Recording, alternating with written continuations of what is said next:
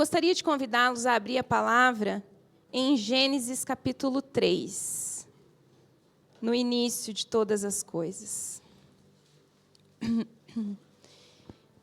E, amados, a palavra que o Senhor me direcionou a trazer à igreja essa noite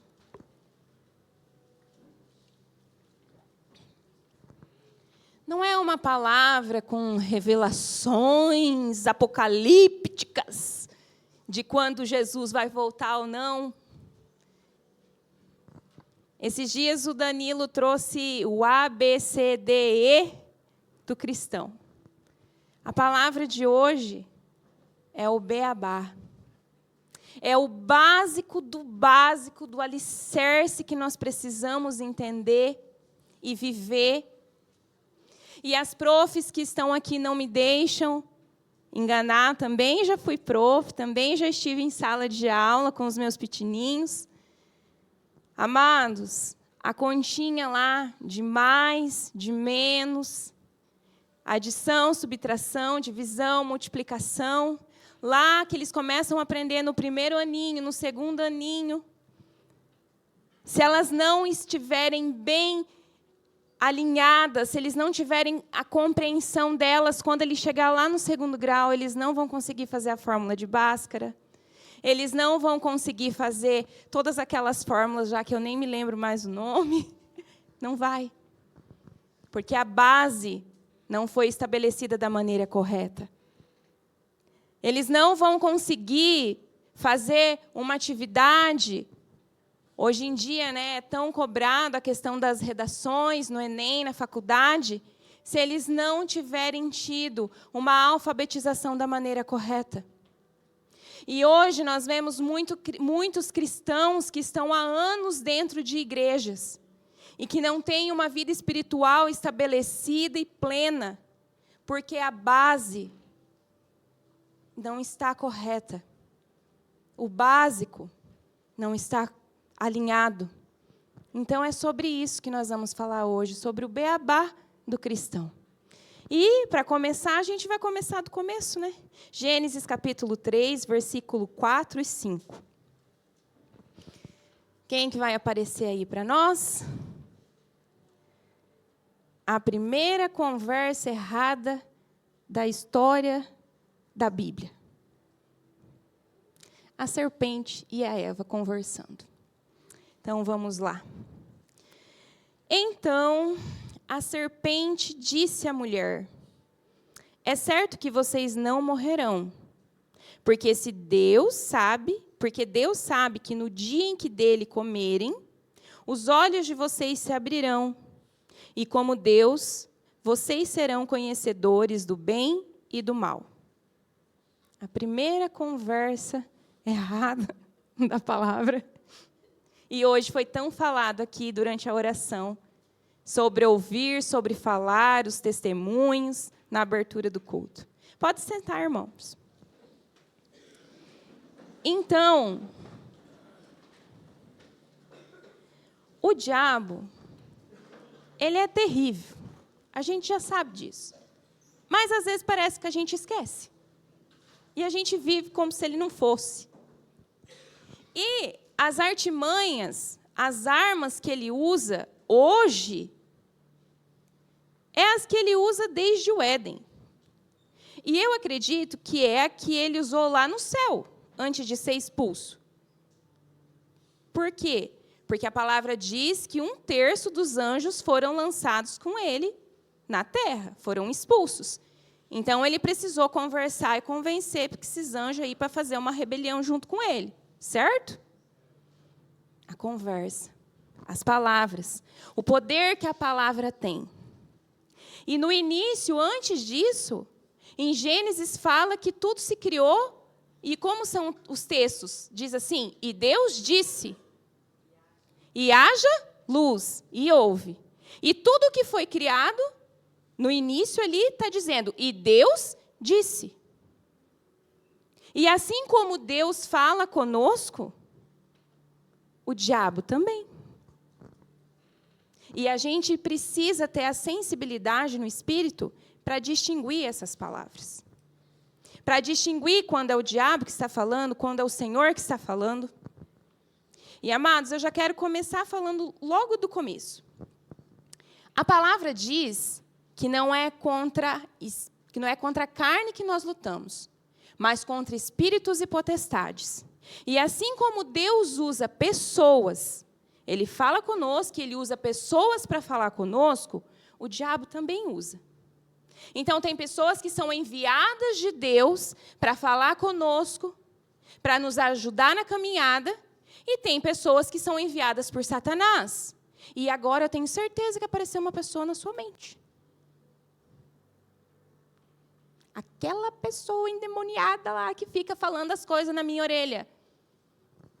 Amados, não é contra pessoas, é contra espíritos e potestades. Então, a gente tem que estar ligado com isso. Porque senão a gente começa a ficar com raiva, vamos falar o português bem declarado, com ranço da pessoa, e aí a gente começa a pecar e a gente começa a se afastar do Senhor. Então, não é sobre nós e as pessoas, é sobre nós e Deus. Amém? Para começar, então, se já passou uma pessoa aí na sua cabeça, a gente já vai orar por ela. Eu também passo umas pessoas na minha cabeça. Também. E aí o Senhor me lembra, não é contra ela, é contra espíritos e potestades que estão usando a vida dela. A gente ainda tem que ter compaixão. Porque é uma pessoa que atormenta a vida de outro, é porque ela é atormentada dentro dela mesma. É fácil? Não é. Não é. Mas é necessário. Então, bota lá, Lucas, a nossa imagem.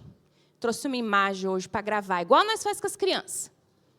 E o nome dessa ministração hoje é As Iscas de Satanás. E quais são as iscas que ele lança para nós?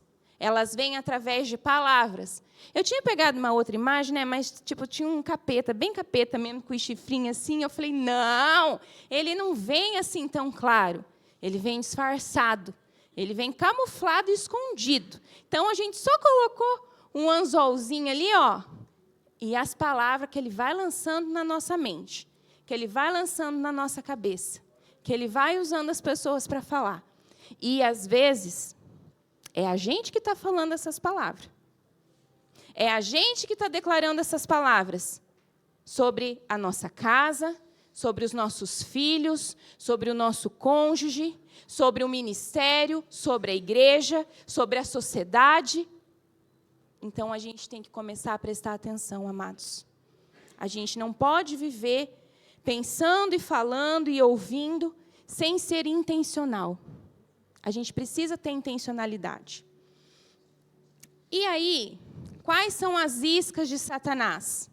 As iscas que geralmente é o padrão que ele usa. Então, a primeira nós vimos ali, com Eva. O que ele sempre vai querer fazer? Ele vai querer dizer que o que Deus disse não é bom. Ele vai sempre querer transformar o que Deus disse que é correto, que é certo e que é bom e que é o padrão adequado a ser seguido, ele vai querer inverter aquilo. Ele que vai querer fazer ao contrário.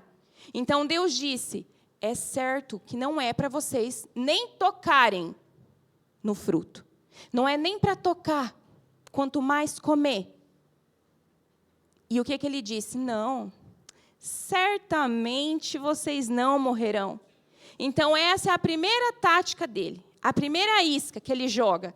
Não, aqui está falando que você não pode fazer tal coisa, lá o pastor falou.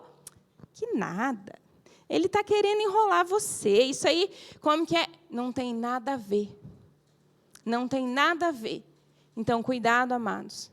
Cuidado quando vier alguém ou quando você olhar para alguma coisa e você desejar essa coisa e ela for contra o que a palavra diz que é o correto. Cuidado. Qual que é a segunda artimanha que ele costuma usar? Mateus capítulo 4.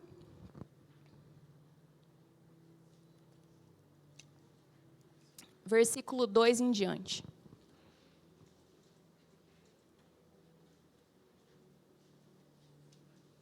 Mateus, capítulo 4, versículo 2 em diante. E eu vou te falar, ele é desaforado. Ele não tem dó das crianças, dos bebês, ele não tem limites, a ponto que ele foi falar para quem? Para o próprio Jesus. Ele foi tentar e ele foi querer minar, conversando com Jesus sobre a identidade dele, sobre quem ele era. Então, e depois de jejuar 40 dias e 40 noites, Jesus teve fome.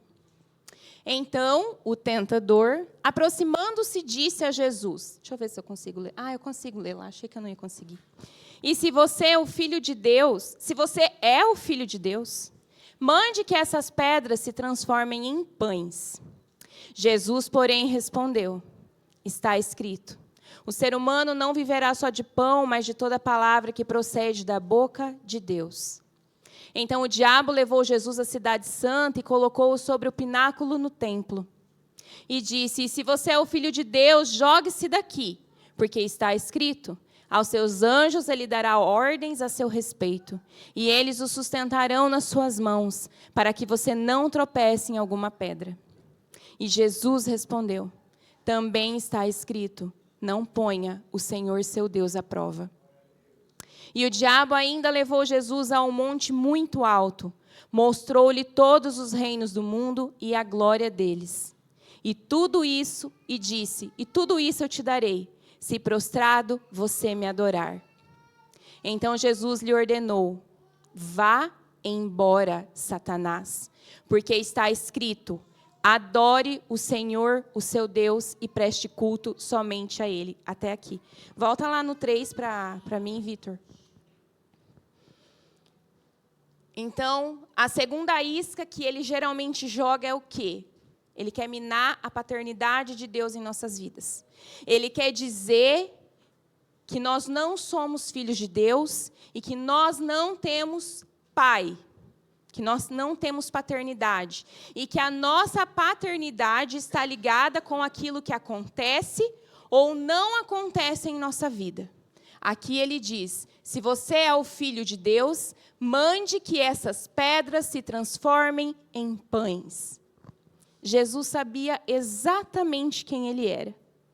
Por quê? Porque ele tinha intimidade com o Pai. Quando ele foi batizado por João Batista, se abriu o céu e o Espírito em forma de pomba veio. E o que Deus disse a respeito dele? O que Deus disse a respeito de Jesus? Este é o meu Filho amado. Embora ele estivesse em forma de homem, Deus estava falando, este é o meu Filho amado. E ele agarrou aquela palavra que o Senhor deu a ele. E ele foi viver o ministério. E aí aqui, ele está dizendo, se você faça isso. Se você faça aquilo. Ué, mas você não é filho de Deus agora? Você não é crente? Por que você está tendo problema financeiro? Mas você não é crente? Você não é filho de Deus? Você não batizou? Você não está na igreja? Por que o teu casamento está com problema? Por que seu marido perdeu o emprego? Por que aquela pessoa não gosta de você? Você não é filha de Deus? Por que as coisas na sua casa talvez não estão crescendo, evoluindo, progredindo? Cuidado, amados. A paternidade que Deus tem para conosco, a nossa filiação, não está ligada com aquilo que Ele abençoa ou deixa de abençoar, ou aquilo que nós fazemos ou deixamos de fazer. Ela está baseada em que nós aceitamos o Seu Filho Jesus Cristo como nosso Senhor e Salvador. E isso é o suficiente. Deveria ser. Isso é o suficiente. Outra coisa que ele faz ali na sequência, passa para o próximo, Vitor.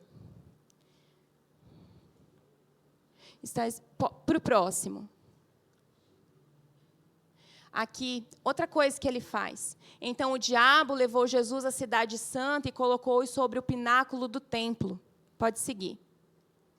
E disse, se você é o Filho de Deus, jogue-se daqui, Porque está escrito, aos seus anjos lhe dará ordens a seu respeito, e eles o sustentarão nas suas mãos para que você não tropece em alguma pedra.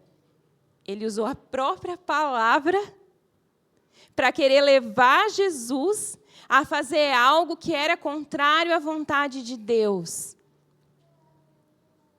A gente cantou aqui, a tua bondade me seguirá, Senhor. Sabe quando que a bondade do Senhor nos seguirá? Foi como o pastor orou. Quando a gente estiver com a nossa vida alinhada e vivendo segundo os princípios do Senhor. Porque quando a gente canta que a bondade do Senhor nos seguirá, e a gente está vivendo uma vida de mentira, uma vida que não é íntegra, uma vida que não está seguindo os princípios da palavra, a gente está colocando o Senhor à prova. E esse é um dos pecados que impediram o povo de Israel de entrar na nova Canaã. E ele tem uma nova Canaã preparada para cada um de nós. Só que, amados, a gente precisa ter integridade na nossa vida, em todas as áreas.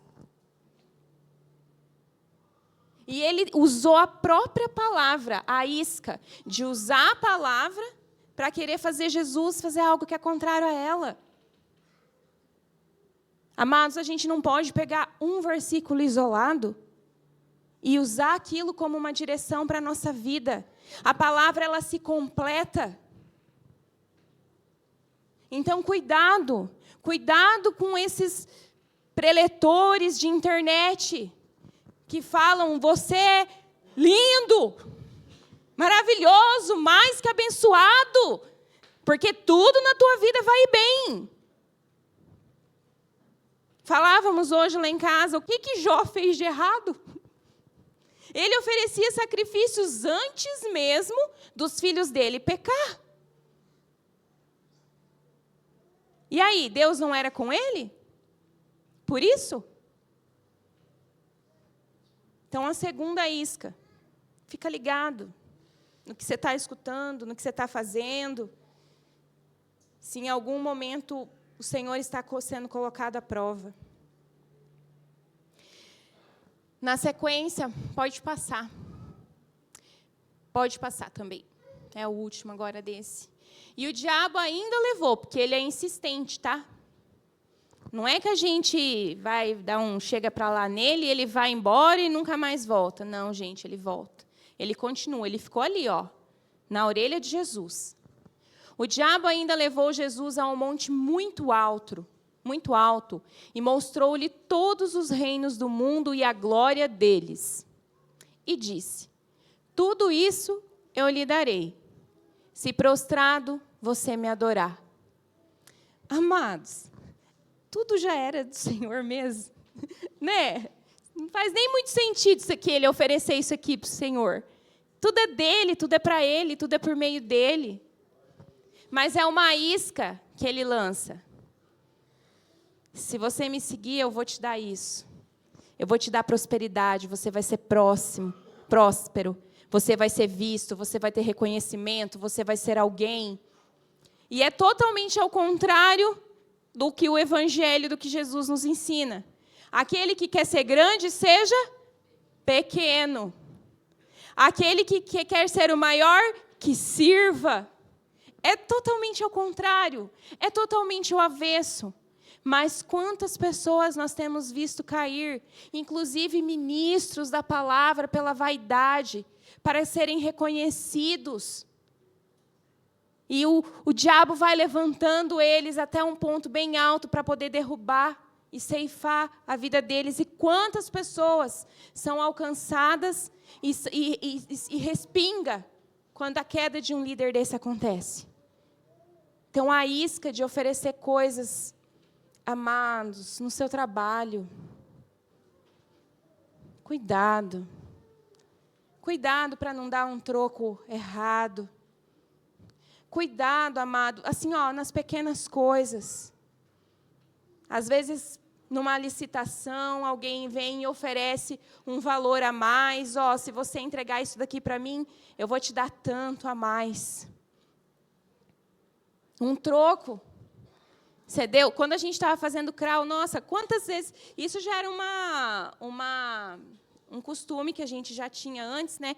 Eu lembro que uma vez eu troquei uma borracha na escola com uma amiguinha, e eu cheguei em casa com a outra borracha. Gente, eu apanhei, mas nós tinha trocado a borracha. No outro dia eu fui e eu destroquei a borracha com a menina, por uma borracha. A mãe bateu, mas eu entendi. Ela estava me ensinando que é nas pequenas coisas, nos pequenos detalhes. Então, seja fiel. Num troco errado, quando a gente estava fazendo crawl, eu ia falar, né?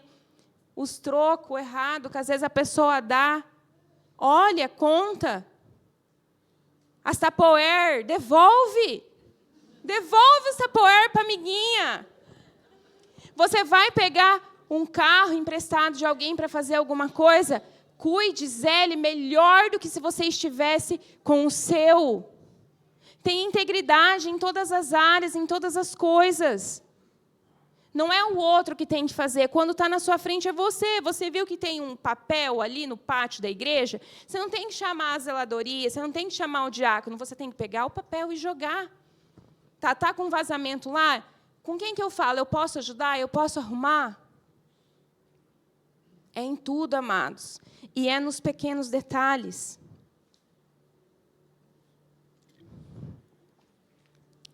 Então, hoje, ele tem distorcido cada vez mais a palavra de Deus, o que ela diz que é bom, ele tem dito que é mal. Então, hoje, se a gente para... De vez em quando eu ponho assim nos programas só para mim ouvir, tipo, o que está sendo falado, sabe? Porque a gente não pode viver dentro da nossa bolha cristã. E aqui, quando a gente tem maturidade e sabedoria, a gente tem que estar antenado para ver o que está acontecendo. O que está sendo falado. Programas de roda de conversa de mulher. Tem um que, esses dias eu coloquei lá, eu vi uns cortes, e elas falavam assim, porque o casamento ele aprisiona a mulher. Porque a família esmaga a mulher, porque a mulher tem que fazer tudo.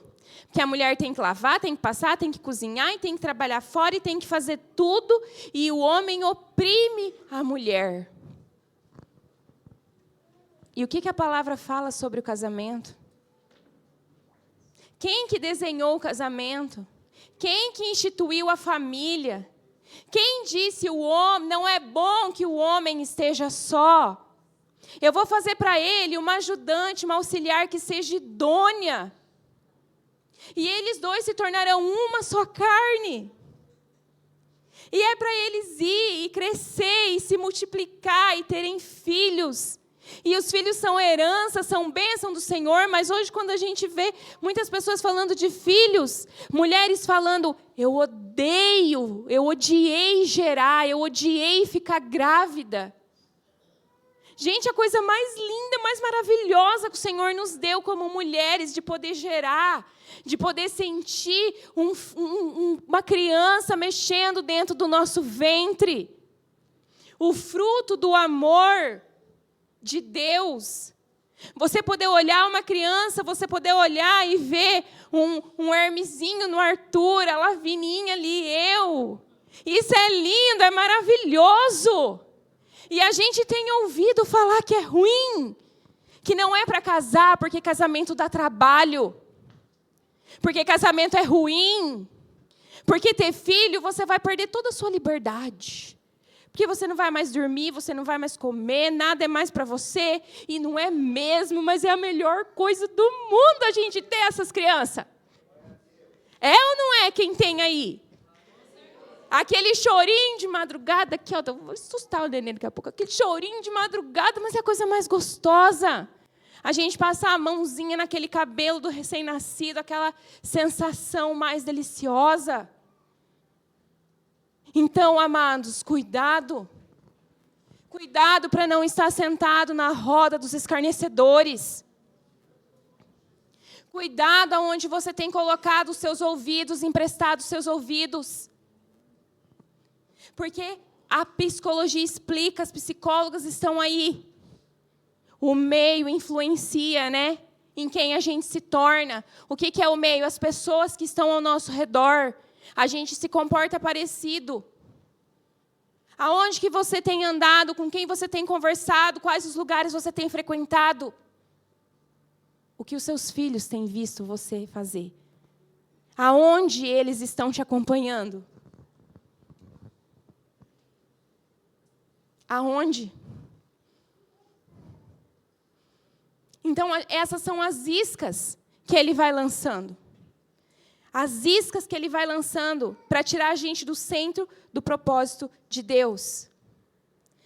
Outra isca, ele quer colocar dúvida em nosso coração. O pastor Carlos falou sobre o medo.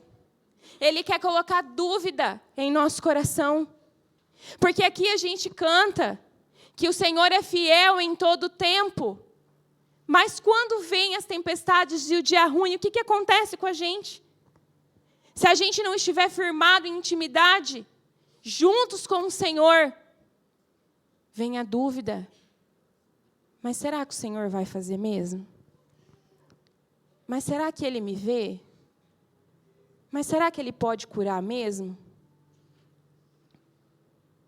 Amados, se existe dúvida no seu coração em relação ao que o Senhor pode fazer na sua vida, entregue isso a Ele, porque isso é um dardo de Satanás. É uma inflamação que ele coloca dentro da gente. E aquilo começa a contaminar. E a nossa fé começa a ser esmagada pela nossa carne. Como disse Davi, quando começarem a vir esses pensamentos, esses sentimentos, pregue para você mesmo. Por que está abatida, ó minha alma? Por que se perturba dentro de mim? Espere em Deus. Muitas vezes, amados, eu tive que falar isso para mim mesma. Por que você está abatida? Deus está contigo em todo tempo, em todo momento, não duvide.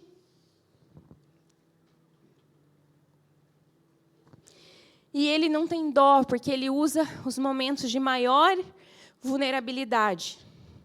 Quando a gente está mais lá no fundo do poço, aí mesmo que Ele quer pegar. E tem momentos que Ele usa circunstâncias. No Éden, Ele usou serpentes. A serpente. Ali na tentação de Jesus, Ele foi Ele mesmo, pessoalmente, de cara limpa e lavada. E tem momentos que Ele usa pessoas. Mateus capítulo 27, versículo 39 em diante.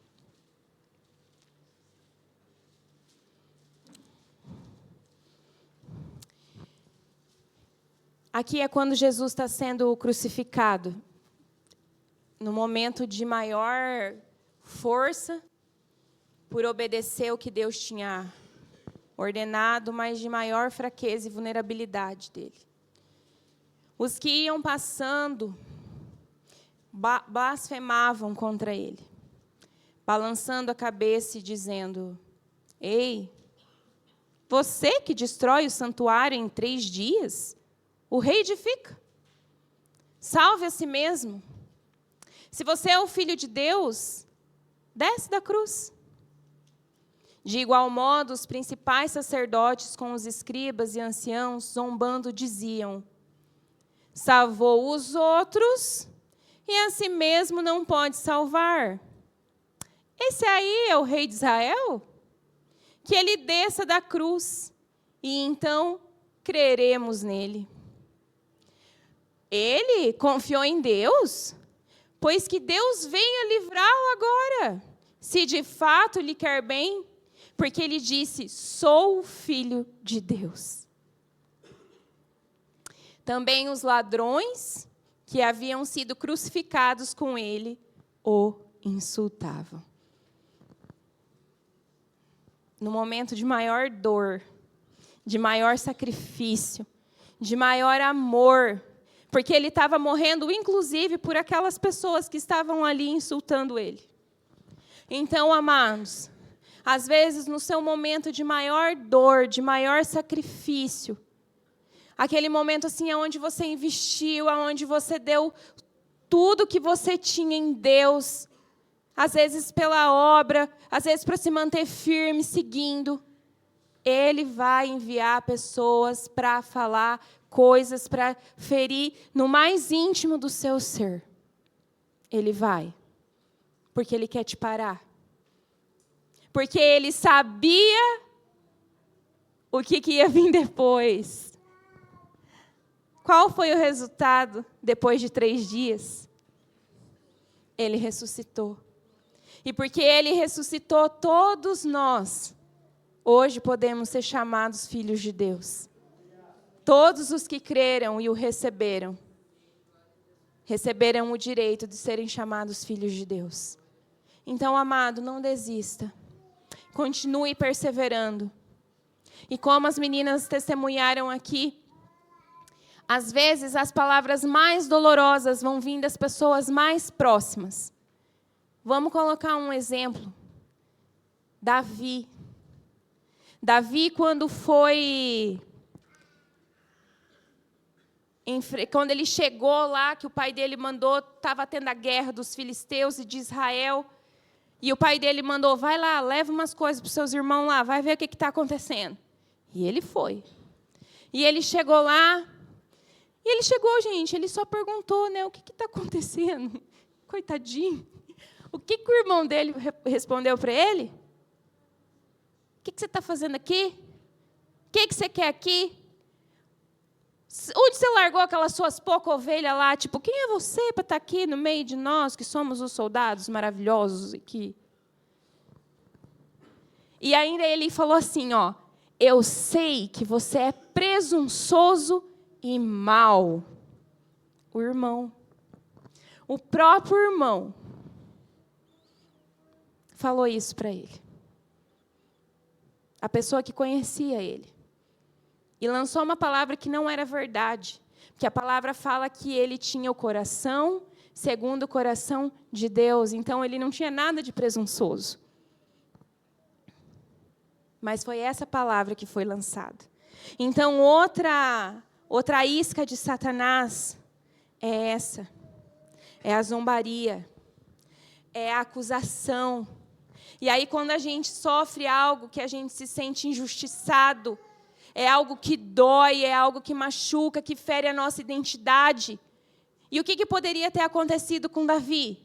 Ele poderia ter pegado a mochilinha dele e falando, ai, quer saber, é verdade mesmo, eu vou lá cuidar das minhas poucas ovelhas, e esse negócio que Samuel falou que eu ia ser rei, isso aí é tudo lorota, eu não vou ser rei coisa nenhuma, e eu vou lá e acabou.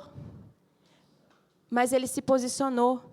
Porque a palavra que foi entregue para ele, de Deus, teve um espaço maior do que a palavra que Satanás trouxe para a vida dele pelo irmão.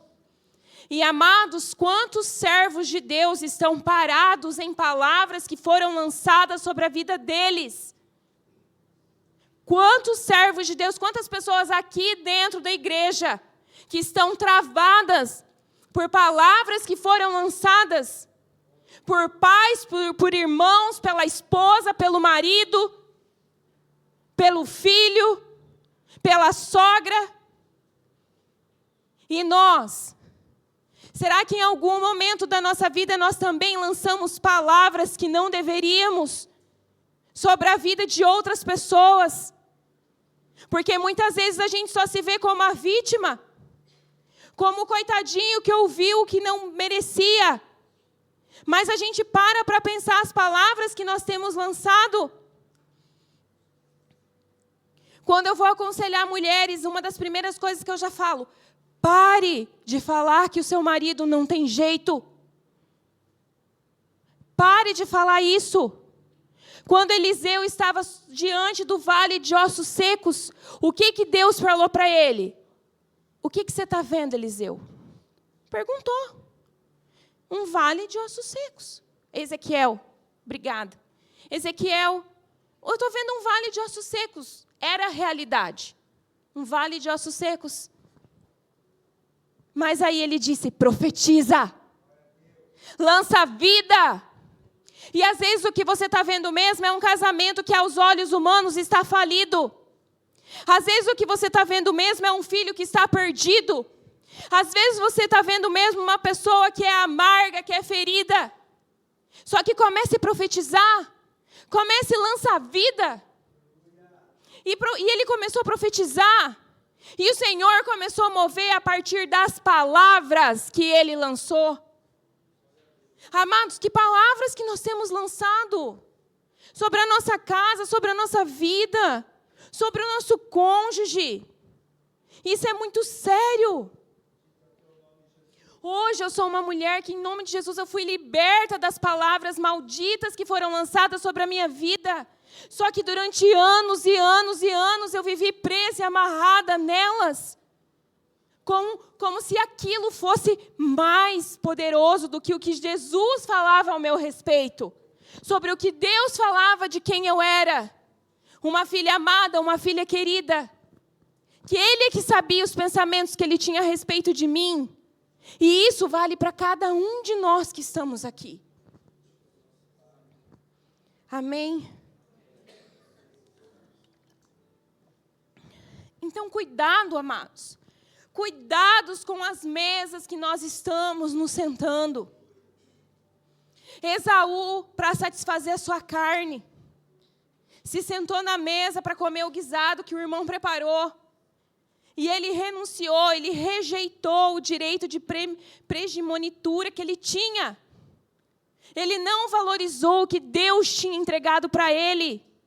E hoje eu vejo, e eu já fui essa pessoa que me sentei em mesas erradas, porque eu queria ser aceita, porque eu queria ser querida, porque eu queria ter amigas. E o Senhor, quando eu falei, Senhor, pode tratar. Ele arrancou cada uma. Aliás, Ele me arrancou da mesa. E eu comecei a orar, eu comecei a chorar, e eu comecei a me ver cada vez mais sozinha. E Ele falou, você não tem estrutura para andar com essas pessoas, se você vai andar, você vai se perder. Então, amados, agradeça ao Senhor das mesas que talvez Ele tenha te retirado, das pessoas que Ele tenha afastado, mas ao mesmo tempo abra seus olhos para ver as pessoas que Ele tem aproximado. As pessoas que Ele tem levantado para caminhar contigo. As pessoas de quem Ele tem te aproximado. As oportunidades que Ele tem te dado. Não fique preso nas iscas que Satanás tem lançado.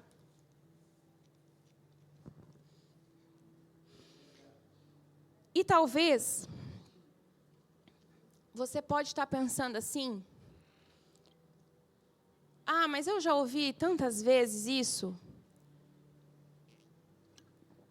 Eu estou indo para o encerramento já. Eu já fui tantas vezes lá na frente, porque eu ouvi palavras ruins dos meus pais, e eu também falei coisas ruins. E aí, quando veio, eu já estou presa naquilo de novo. Então, nem adianta mais eu me entregar, e eu continuo fazendo as mesmas coisas. Eu nem sei se... Ou um sentimento de culpa, de pensar assim, como que eu vou me achegar diante do Senhor desse jeito que eu estou? Na posição que eu ocupo? O que as pessoas vão pensar? E eu peço que os irmãos abram a palavra em Marcos, capítulo 14. Versículo 33. Isso aqui é um pouquinho antes de Jesus ser crucificado. E levando consigo Pedro, Tiago e João, começou a sentir-se tomado de pavor e de angústia. Alguém aí já se sentiu tomado de pavor e angústia? Talvez hoje é assim que você está se sentindo. Tomado de uma angústia. Pode seguir. E lhes disse: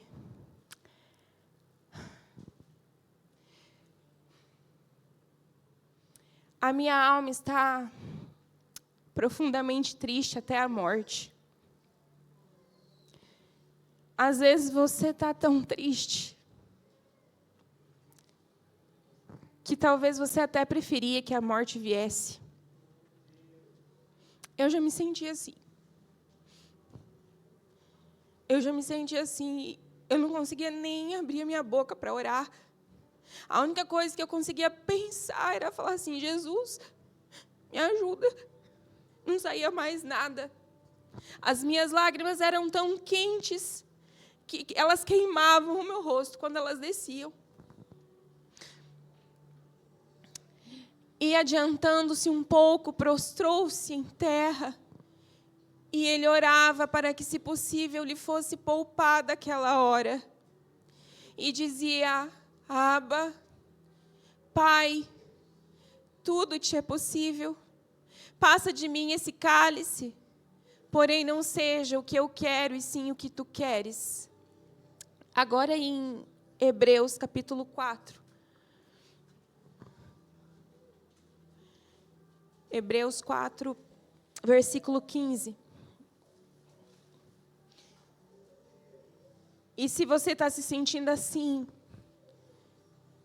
a palavra diz que nós não temos um sumo sacerdote que não possa se compadecer das nossas fraquezas. Pelo contrário, ele foi tentado em todas as coisas à nossa semelhança, mas sem pecado. Amados, tudo que você possa ter vivido, sentido, experimentado, tudo que tem dentro do seu coração, o Senhor já sabe, Ele já conhece. Ele foi tentado, Ele sabe como é difícil, Ele não caiu.